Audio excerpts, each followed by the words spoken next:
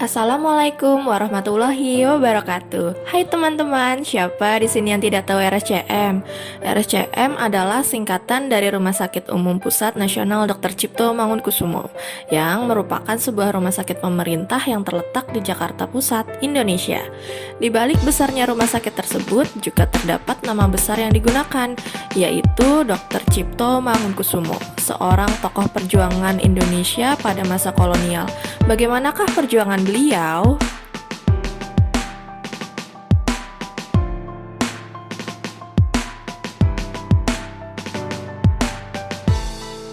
Berikut sekilas tentang biodata Dr. Cipto Mangunkusumo. Dr. Cipto Mangunkusumo lahir pada 4 Maret 1886 di Desa Pecangakan, Jepara, Jawa Tengah. Ia merupakan putra tertua dari Mangunkusumo, seorang priai dalam struktur masyarakat Jawa. Cipto Mangunkusumo mengalami karirnya menjadi seorang guru bahasa Melayu di sebuah sekolah dasar di Ambarawa. Beliau adalah lulusan sekolah dokter Jawa, yaitu School Tooth Opleiding van Illansi Atsan atau disingkat dengan Stovia, Jakarta. Selama menempuh pendidikan di Stovia, ia diberi julukan oleh gurunya sebagai NBGF Learning atau murid yang berbakat.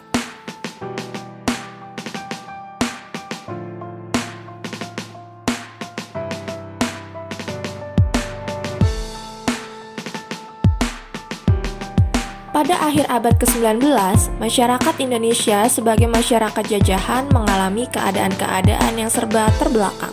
Keadaan yang buruk semacam itu adalah sebagai akibat langsung dari politik eksploitasi pemerintahan jajahan dan politik pemerintahan yang bersifat autokratis feodal. Selain itu, yang menambah keterbelakangan masyarakat jajahan adalah politik diskriminasi bangsa, sehingga masyarakat jajahan merupakan masyarakat yang berkasta. Susunan masyarakat jajahan di Indonesia yang bersifat feodal tersebut sangat menghambat kemajuan dan penuh dengan ketidakadilan. Aspirasi nasional pun timbul sebagai reaksi terhadap politik eksploitasi, diskriminasi, ras, dan karena dorongan yang kuat untuk menjunjung tinggi derajat bangsa. Sejak saat itu, kekuatan politik diperlukan untuk memaksa pemerintah kolonial agar memperhatikan kesejahteraan rakyat. Di antara kaum nasionalis yang gigih berjuang di lapangan politik, salah satunya yaitu Dr. Cipto Mangunkusumo. Yuk, mari kita simak bersama mengenai nilai-nilai dasar PNS berakhlak yang bisa kita petik dari perjuangan Cipto Mangunkusumo. Nilai-nilai dasar PNS berakhlak yang pertama yaitu berorientasi pada pelayanan. Nilai ini tergambarkan pada perjuangan Dr. Cipto Mangunkusumo ketika wabah pes yang menyerang rakyat di daerah Malang dan tidak ada seorang dokter Eropa pun yang mau memberantasnya.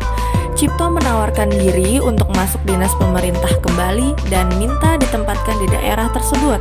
Ia berusaha untuk memenuhi kebutuhan kesehatan masyarakat Malang.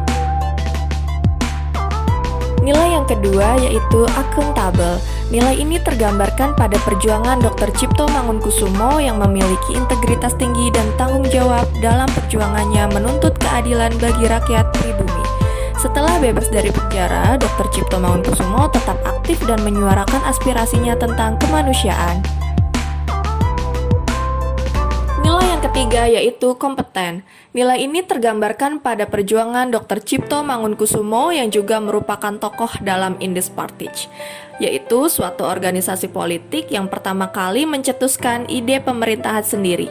Berbeda dengan kedua tokoh lain yaitu Ernest Dewasdeker dan Ki Hajar Dewantara yang mengambil jalur pendidikan, Cipto Mangunkusumo tetap berjalan di jalur politik. Ia menjadi anggota Volksraad atau Dewan Rakyat. Nilai yang keempat yaitu harmonis. Nilai ini tercermin ketika Cipto Mangunkusumo menentang peraturan Stovia, yaitu peraturan untuk memakai pakaian tradisional bila sedang berada di sekolah. Menurut Cipto, peraturan tersebut merupakan perwujudan dari politik kolonial yang arogan dan melestarikan feodalisme. Cerminan kedua yaitu ketika mendirikan Indispartij bersama Ernest Dewasdeker dan Ki Hajar Dewantara yang merupakan bentuk upaya mewakili kepentingan-kepentingan semua penduduk Hindia Belanda tanpa memandang suku, golongan, dan agama. Nilai yang kelima yaitu loyal. Nilai ini tercermin pada diri Cipto Mangunkusumo yang sangat berani menentang kekuasaan pemerintah kolonial.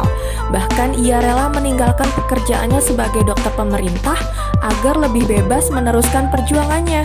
Ia merupakan sosok yang berdedikasi, mengutamakan kepentingan bangsa, penuh pengabdian, dan mempunyai tekad yang kuat dalam memperjuangkan kemanusiaan. Nilai yang keenam yaitu adaptif.